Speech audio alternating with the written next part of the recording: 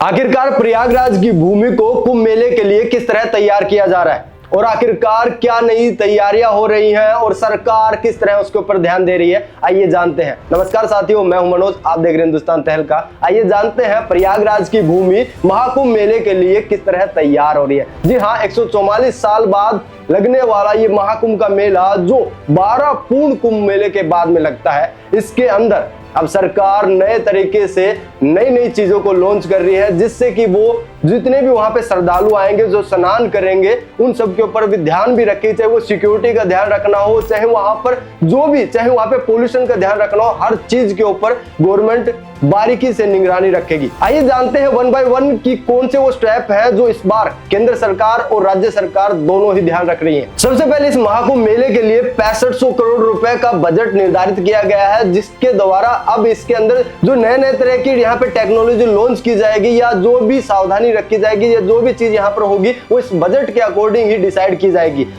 सबसे पहले महाकुंभ मेले के अंदर कोई भी आग से रिलेटेड यहाँ पर कोई भी घटना ना हो, उस चीज को ध्यान में रखते हुए सरकार ने इसके ऊपर ध्यान रखा है कि एडवांस जो व्हीकल है उनका इस्तेमाल किया जाएगा, ताकि जो भी इस तरह का फायर इंसिडेंट हो उसको जल्द से जल्द कवर कर लिया जाए और इस तरह की आग की घटना को बढ़ने ना दिया जाए। उसके बाद में दूसरे नंबर पर आता है कि मां गंगा के अंदर कोई भी यहाँ पर गंदगी ना हो, उस चीज का ध्यान रखने के लिए यहाँ पर 500 प्रयासी रखे जाएंगे जो कि ध्यान रखेंगे और लोग जितने भी आएंगे उनको ये भी बताएंगे कि यहाँ पर गंदगी नहीं फैलानी है। तीसरे नंबर पर सरकार ने ध्यान रखा है कि महाकुंभ मेले के अंदर प्लास्टिक का कम से कम इस्तेमाल हो, अगर इस्तेमाल हो भी तो उसको कैसे खत्म करना है उस चीज का ध्यान भी रखेगी और जल्द से जल्द सफाई करने का ध्यान भी महाकुंभ मेले के अंदर रखा जाएगा। और प्लास्टिक के ऊपर तो सबसे ज्यादा निगरानी रखी जाएगी ताकि कम से कम इस्तेमाल प्लास्टिक का हो, जिससे पोल्यूशन का जो बढ़ने का खतरा है वो कम हो जाए। क्योंकि कई बार देखने को मिलता है जब कुंभ मेला खत्म हो जाता है तो उसके बाद में वहां पर प्लास्टिक की गंदगी वो लगातार बची रह जाती है, जिसकी वजह से जो वहां पर लोग रह रहे हैं उनको परेशानी भी होती है।